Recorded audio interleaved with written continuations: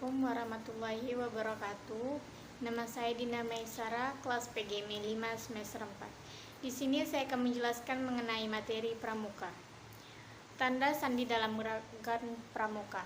Tanda dan sandi itu banyak ragamnya. Ada yang menggunakan bendera, asap, cermin, dan sebagainya. Karenanya, Anda akan dilatih untuk mengetahui dan memahami kode yang diciptakan oleh Samuel F.B. Morse, yaitu kode Morse.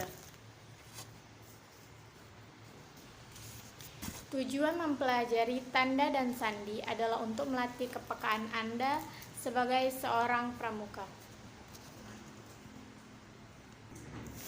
Tali temali. Tali adalah bendanya. Tali temali juga merupakan salah satu dari keterangan tertua yang dimiliki manusia, yang mempunyai dua fungsi, kegunaan dan keindahan atau dekorasi. Macam simpul dan kegunaannya. Yang pertama ada simpul ujung tali. Simpul ujung tali memiliki kegunaan agar tali pintalan pada ujung tali tidak mudah lepas. Yang kedua, simpul mati. Simpul mati memiliki kegunaan untuk menyambungkan dua utas tali yang sama besaran. Yang ketiga, simpul anyam. Simpul anyam memiliki kegunaan untuk menyambung dua tali yang tidak sama besarnya. Yang keempat, simpul anyam berganda. Simpul anyam berganda memiliki kegunaan untuk menyambung dua utas tali yang tidak sama besarnya dan dalam keadaan basah. Yang kelima, simpul erat. Simpul erat memiliki kegunaan untuk memendekkan tali tanpa pemotongan. Yang keenam, simpul kembar. Simpul kembar memiliki kegunaan untuk menyambung dua utas tali yang sama besarnya dan dalam keadaan licin atau basah. Yang ketujuh, simpul tiang berganda. Simpul tiang berganda memiliki kegunaan untuk mengangkat orang dari atas ke bawah. Yang ketujuh, simpul kursi. Gunanya untuk mengangkat atau menurunkan benda atau orang pingsan. Yang kesembilan, simpul penarik. Simpul penarik memiliki kegunaan untuk menarik benda yang cukup besar. Yang ke-10, simpul pangkal. Simpul pangkal memiliki kegunaan untuk memulai ikatan dan mengikatkan tali pada tiang.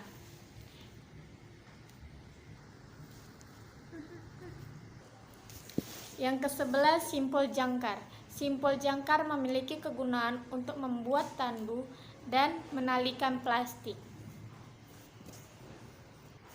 Yang ke-12, simpul tambat. Simpul tambat memiliki kegunaan untuk menarik atau menyeret balok dan menambahkan tali pada tiang.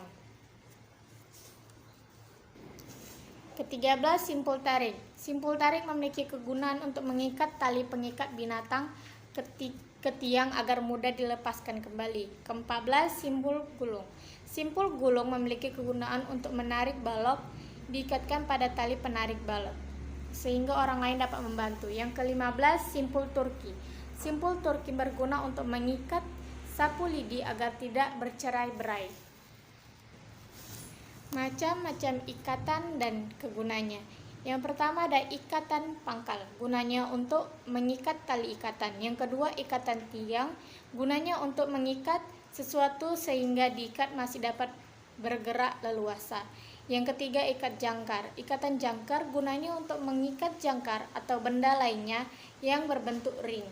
Yang keempat, ikatan tambat, gunanya untuk menambatkan tali pada sesuatu tiang. Yang kelima, ikatan tarik, gunanya untuk menambatkan tali pengikat binatang pada suatu tiang, kemudian mudah untuk membukanya kembali. Yang keenam, ikatan turki, gunanya untuk mengikat sapu lidi setengah leher. Yang ketujuh, ikatan palang. Yang ke-8, ikatan cangga. Yang ke-9, ikatan silang. Dan yang ke-10, ikatan kaki tiga. Semapur. Semapur adalah suatu cara untuk mengirim dan menerima berita. Semapur adalah suatu cara untuk mengirim dan menerima berita dengan menggunakan dua bendera. Sistem semapur ini pertama sekali digunakan pada saat Perang Dunia I.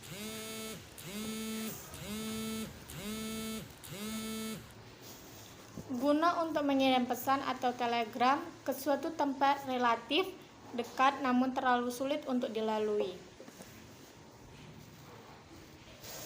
Morse. Morse sebenarnya adalah nama orang Amerika yang menemukan sebuah cara agar setiap manusia dapat saling berhubungan. Cara tersebut ditemukannya pada tahun 1837, tetapi baru dapat diterima untuk dipergunakan di seluruh dunia tahun 1851 dalam sebuah konferensi internasional. Sejarah Morse. Sandi Morse dalam gerakan pramuka diciptakan oleh Samuel Finley. Blaise Morse. Morse dilahirkan pada tanggal April 1791 di Charlestown, luar kota dari Boston, Massachusetts, dan meninggal pada tahun 1872.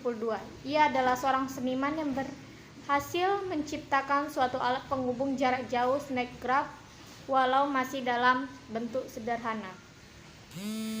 Pesan yang Morse tulis sebagai tanda bahwa ia sangat mensyukuri pemberian Tuhan, yaitu akal yang harus dikembangkan.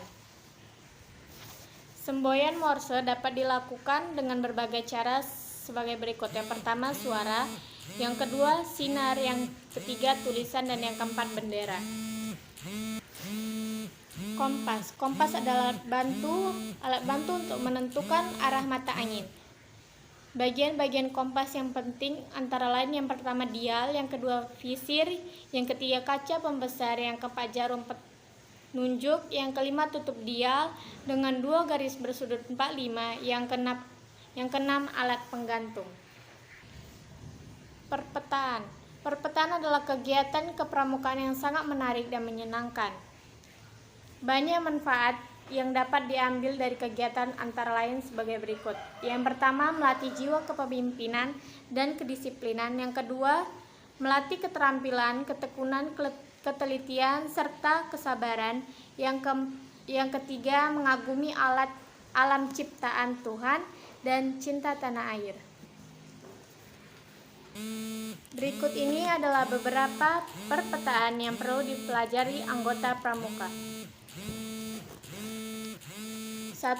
Peta panorama.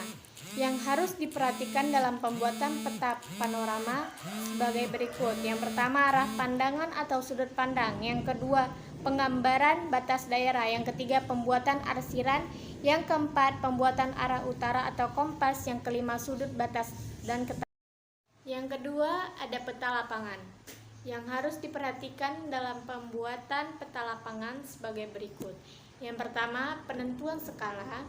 Yang kedua, penentuan batas dan sudut batas lapangan.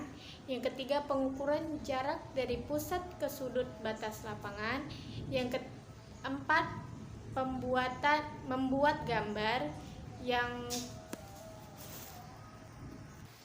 ketiga, ada peta pita. Yang harus diperhatikan dalam pembuatan peta pita adalah sebagai berikut. Yang pertama, penentuan skala. Yang kedua, penentuan keterangan dan peta jalan. Yang ketiga, penentuan jarak dan batas belokan. Yang keempat, penulisan arah, utara, dan waktu. Yang kelima, tanda medan. Sekian yang saya jelaskan. Wassalamualaikum warahmatullahi wabarakatuh.